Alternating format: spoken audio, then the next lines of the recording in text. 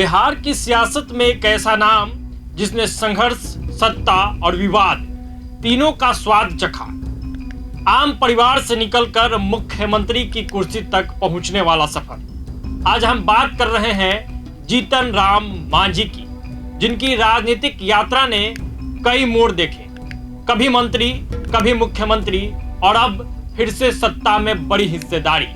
जानिए कैसे एक साधारण किसान परिवार का बेटा बना बिहार की राजनीति का बड़ा चेहरा, जिसे अब बिहार के राजनीति का दूसरा मौसम वैज्ञानिक भी कह सकते हैं। एक वक्त था कि यह तमगा रामविलास पासवान को मिला था, लेकिन अब जीतन राम मांझी भी जहां होते हैं सत्ता की चाबी हाथ में रखते हैं और सत्ता में हिस्सेदारी उनकी होना ही है।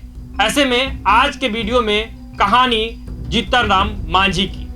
अगर जीतन राम मांझी की सियासी यात्रा पर नजर डालें तो उन्होंने साल 1980 में कांग्रेस के टिकट से गया जिले के फतेहपुर विधानसभा सीट से चुनाव लड़ा और पहली बार विधायक बने। इसके बाद से मांझी ने अपनी राजनीतिक सक्रियता कभी कम नहीं होने दी और कभी पीछे मुड़कर नहीं देखा। करीब 44 साल लंबे अपने सार्वजनिक जीवन में उन्होंने जनता दल 1990 से 1996, राष्ट्रीय जनता दल 1996 से 2005 और जदयू 2005 से 2015 जैसे दलों का हिस्सा रहते हुए बिहार की राजनीति में महत्वपूर्ण भूमिका निभाई। वर्ष 2015 में जदयू से अलग होकर मांझी ने अपनी पार्टी हिंदुस्तानी आवाम मोर्चा की स्थापना की। 80 के दशक में चुनाव जीतने के बाद वे चंद्रशेखर सिंह के नेतृत्व में बिहार सरकार के मंत्री पद पर आसीन हुए थे। इसके बाद भी मांझी ने कई सरकारों में जिम्मेदारी संभाली। बिंदेश्वरी दुबे, सत्येंद्र नारायण सिन्हा और जगन्नाथ मिश्रा की सरकारों में वे अलग अलग विभागों के मंत्री बने। आरजेडी की सरकार में भी 1996 से 2005 तक वे मंत्री रहे। मांझी को राष्ट्रीय पहचान तब मिली जब 2014 के लोकसभा चुनाव में जदयू के खराब प्रदर्शन के बाद मुख्यमंत्री नीतीश कुमार ने पद से इस्तीफा दिया और जीतन राम मांझी को राज्य का नया मुख्यमंत्री बना दिया गया। इसके बाद से जीतन राम मांझी का देश के राजनीति में कद बढ़ गया और बिहार की सियासत में तो वो बड़ा नाम बन ही चुके। मगर उनकी सीएम की पारी महज 10 महीने चली। नीतीश कुमार से मतभेद बढ़ने और उनके प्रशासनिक अनुभव पर सवाल उठने लगे। इसके बाद मांझी को इस्तीफा देना पड़ा। इसके तुरंत बाद उन्होंने जदयू को अलविदा कहकर अपनी पार्टी बनाई। आज उनकी पार्टी न सिर्फ बिहार सरकार में साझेदार है, बल्कि केंद्र में मांझी को मंत्री पद भी मिल गया है।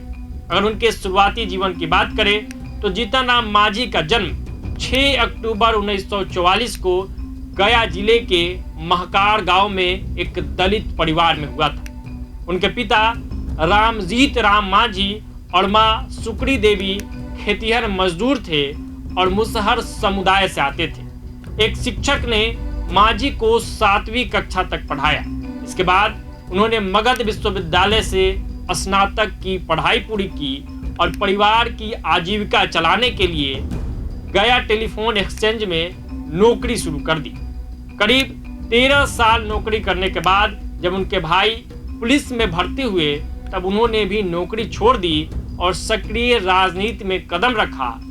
जीतन राम मांझी की शादी शांति देवी से हुई, जिनसे उन्हें 2 बेटे और 5 बेटियां हैं। उनके बेटे संतोष सुमन मांझी मौजूदा समय में एमएलसी और राज्य सरकार में मंत्री भी है। तो ये बात थी उनके जीवन से जुड़ी हुई बात। अगर उनकी पार्टी की जाए हिंदुस्तानी आवाम मोर्चा की, तो जैसे ही जीतन राम मांझी ने इस पार्टी का निर्माण किया, कई बड़े नेता उनके साथ हो लिए। जो जदयू से नाराज थे या किसी बड़े पार्टी से नाराज थे, वो मांझी के साथ आ गए। और मांझी ने भले ही पहले चुनाव में बहुत कमाल नहीं किया, लेकिन उसके बाद के चुनाव में उनकी पार्टी ने कमाल कर दिया। और अब स्थिति ऐसी है, उनके पार्टी से उनके पुत्र बिहार सरकार में मंत्री है और वो खुद केंद्र सरकार में मंत्री है। और जब उनको मौका मिला, उन्होंने अपने पार्टी की स्थिति को दिखाया। कभी महागठबंधन सरकार का हिस्सा बने तो अब एनडीए सरकार में भी हिस्सा है और साथ ही साथ अपने मर्जी के सीटों पर चुनाव लड़वाने में भी मांझी कामयाब हुए, अपने मर्जी से सीट लेने में भी मांझी कामयाब हुए।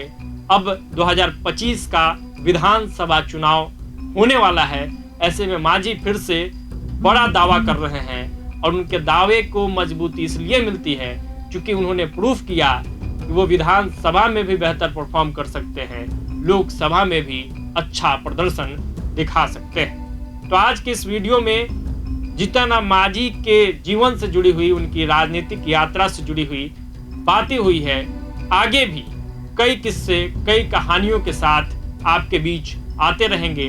आपकी भी कोई राय हो, आप भी किन्हीं नेता का कहानी, उनसे जुड़ा किस्सा सुनना चाहते हो तो कमेंट बॉक्स में अपनी राय और प्रतिक्रिया जरूर दीजिएगा।